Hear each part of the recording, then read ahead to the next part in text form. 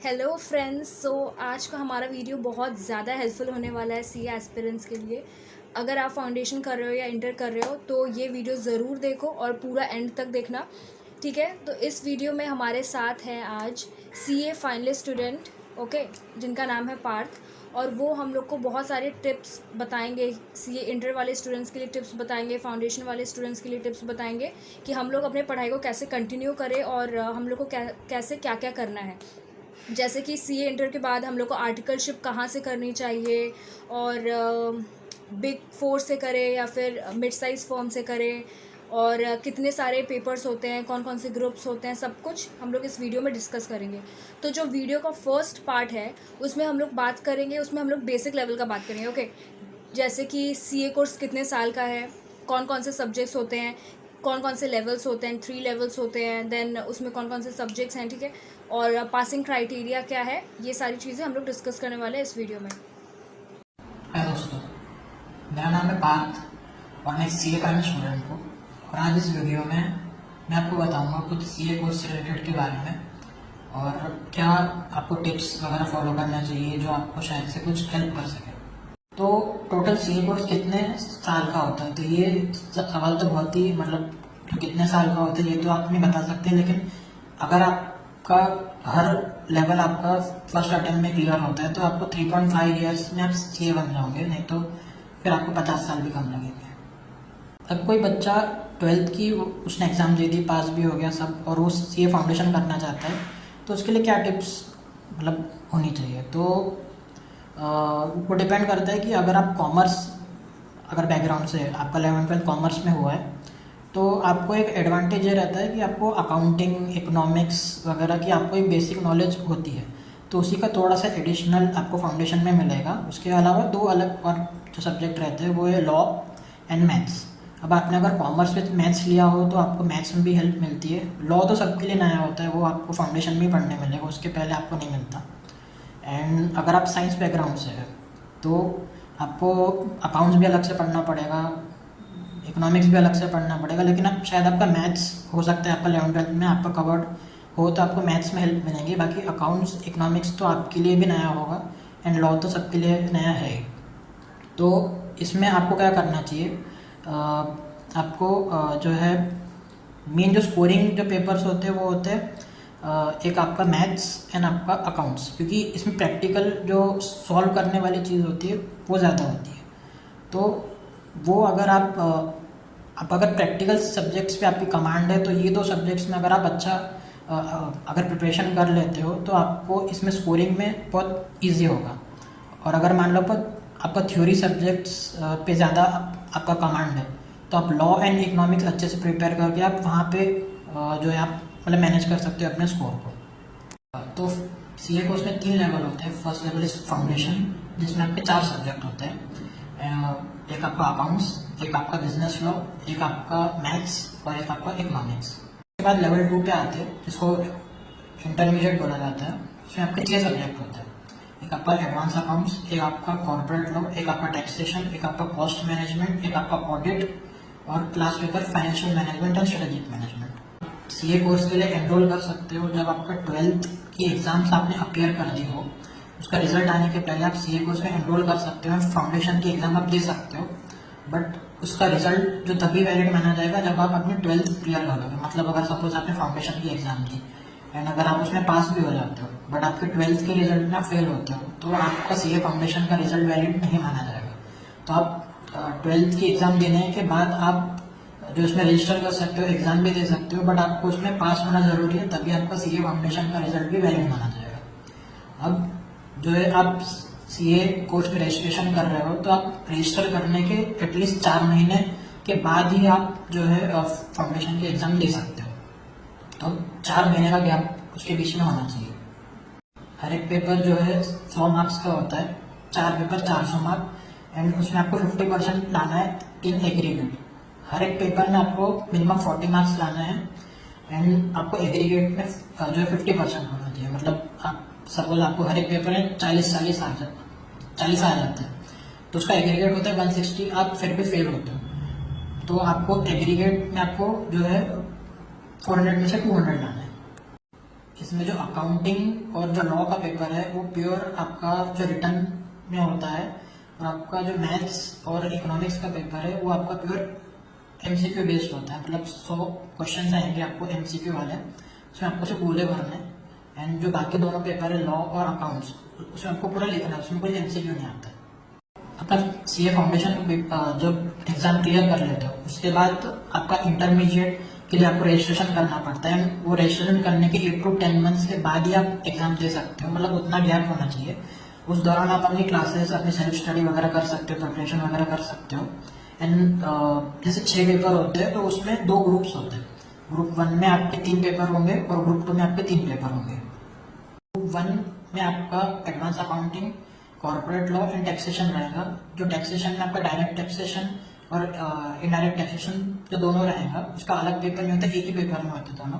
और ग्रुप 2 में आपका जो है ऑडिटिंग रहेगा, फिर जो है स्ट्रेटेजिक कॉस्ट मैनेजमेंट रहेगा and financial management and strategic management रहेगा। तो ये आपके 3 पेपर एक ग्रुप में और 3 पेपर दूसरे ग्रुप में रहेंगे। तो इसका पासिंग क्राइटेरिया भी सेम है जैसे फाउंडेशन में था। आपको हर एक सब्जेक्ट में मिनिमम 40 मार्क्स लाने पड़ेंगे और आपको एग्रीगेट में आपको जो 50% लाने पड़ेंगे। तो जो है आप चाहे तो दोनों ग्रुप साथ में दे सकते हो या फिर एक ग्रुप अलग अलग करके भी दे सकते हो। ओके, सो अब जो स्टूडेंट फाउंडेशन क्लियर कर लिया है तो वो सीए इंटर अब करने जा रहा है, तो सीए इंटर में कौन कौन से सब्जेक्ट्स है, लाइक कौन कौन से सब्जेक्ट्स पे उसको ज़्यादा फोकस करना पड़ेगा, और वो ग्रुप 1 पहले दे या फिर ग्रुप 2 दे या फिर बोथ ग्रुप्स करे, ठीक है। तो ये सब आप मुझे बता दीजिए। साथ में ये बताइए कि सीए आर्टिकल मीन्स हमने आर्टिकलशिप लाइक इंटर कर लिया है, अब फाइनल में हम लोग को रजिस्ट्रेशन कराना होगा। तो उस टाइम में आर्टिकलशिप का मतलब क्या है, आर्टिकलशिप के पहले भी हम लोग को क्या कोई एग्ज़ाम देना पड़ेगा, फिर हम लोग आर्टिकलशिप के लिए जाएंगे। एंड आर्टिकलशिप से रिलेटेड बता दीजिए कि बिग फोर्स में लाइक हमको करना है या फिर मिड साइज फॉर्म में हमारे लिए ठीक रहेगा, लाइक प्रैक्टिस करे या जॉब करे, ये सब हम लोग को ही डिसाइड करना है। तो हम लोग उस हिसाब से आर्टिकलशिप कैसे लेंगे। दोनों ग्रुप साथ में देने के कुछ फायदे भी है, नुकसान भी है। पहले नुकसान की बात करते हैं। तो नुकसान ये है कि इसमें आपको मतलब आपके पास टाइम कम रहता है और आपको 6 सब्जेक्ट्स एक साथ मैनेज करने पड़ते हैं। एंड आपको जो है शायद से प्रिपरेशन टाइम आपको कम मिले, एंड जो है उसकी वजह से हो सकता है आपका रिजल्ट जो नेगेटिव आ सकता है। इसका फायदा ये है कि अगर आपने दोनों ग्रुप साथ में दिए तो आपको एक सेट ऑफ का एडवांटेज मिलता है। अब जो क्या होता है सेट ऑफ को आपको बताता हूँ। जैसे आपको बताया मैंने कि हर एक पेपर में आपको जो मिनिमम 40 मार्क्स लाना है एंड एग्रीगेट में 50 मार्क्स लाना है। अब सपोज आपने ग्रुप 1 में 40 ले आए आप 3 सब्जेक्ट में 120, एंड आपके ग्रुप 2 में सपोज जो है आपके बहुत अच्छे मार्क्स आ जाते हैं, आपके मिनिमम जो 120 तो आ ही रहे हैं और उसके ऊपर सपोज आपके 50-60 मार्क्स और आ गए, सपोज आपके 200 आ गए, तो जो एक्स्ट्रा मार्क्स जो आपके होते हैं ग्रुप 2 के, वो आप ग्रुप 1 में यूज करके उसको एग्रीगेट में आप उसको ले सकते हो। बट जो बेसिक कंडीशन है हर एक में 40 मार्क्स आने चाहिए।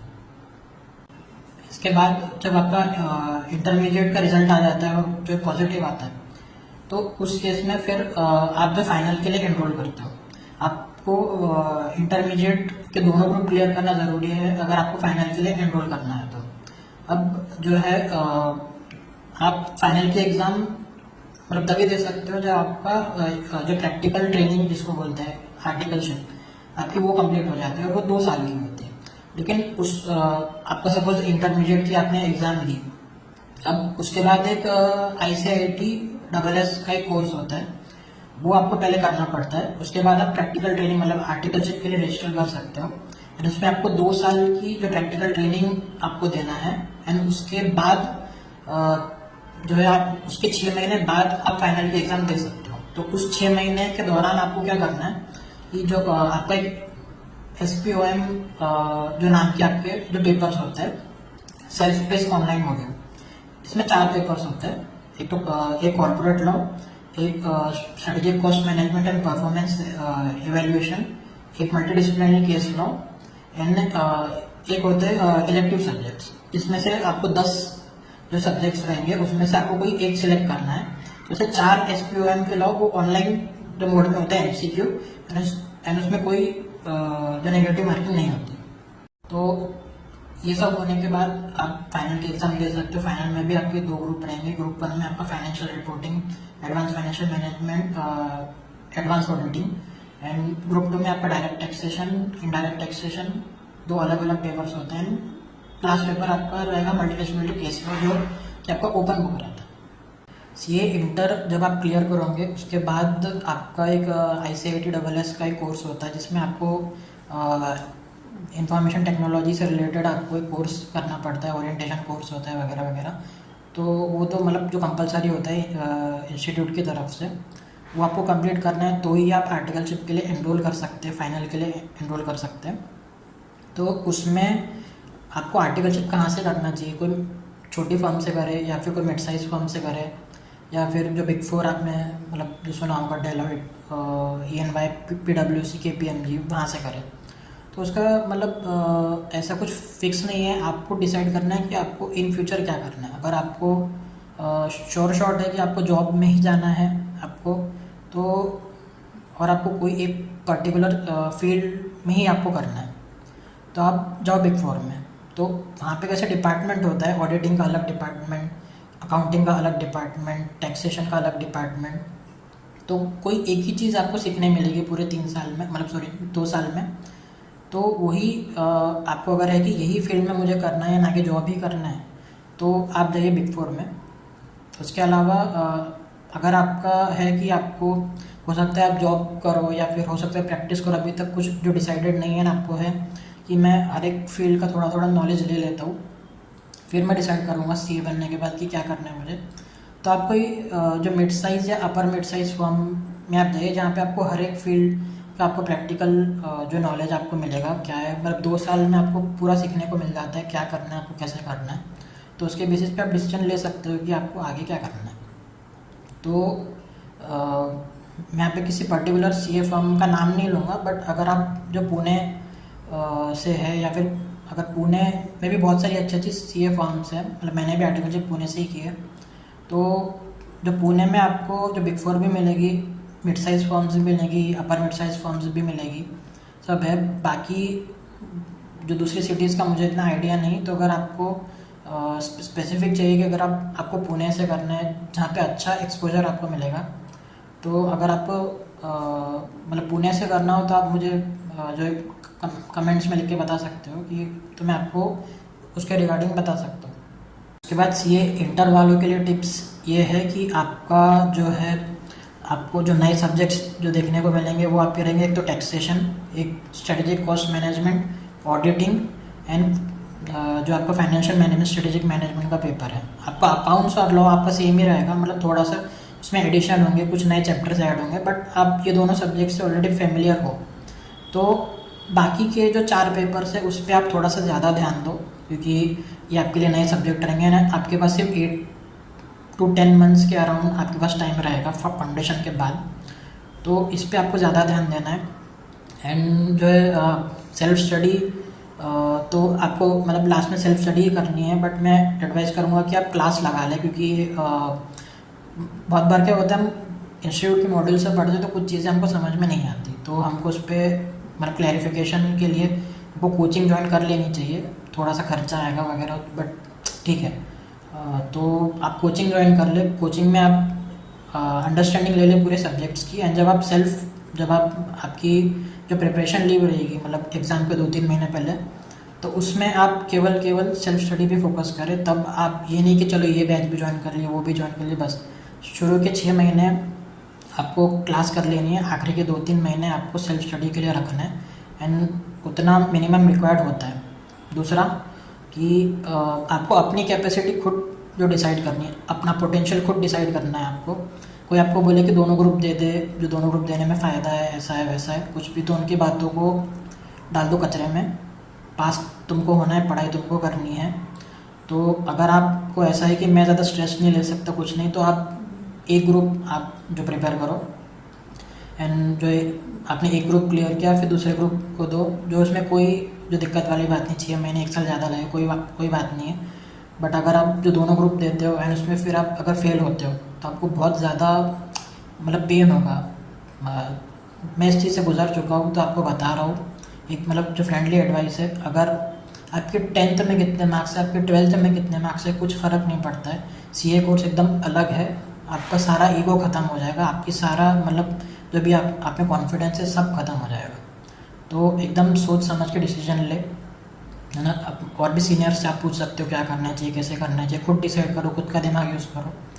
एंड अगर आपके पास टाइम कम है तो आप एक ही ग्रुप दे, टाइम ज़्यादा है ना आप उतनी पढ़ाई कर सकते हो तो आप दोनों ग्रुप के ले जाए, आपकी मर्ज़ी।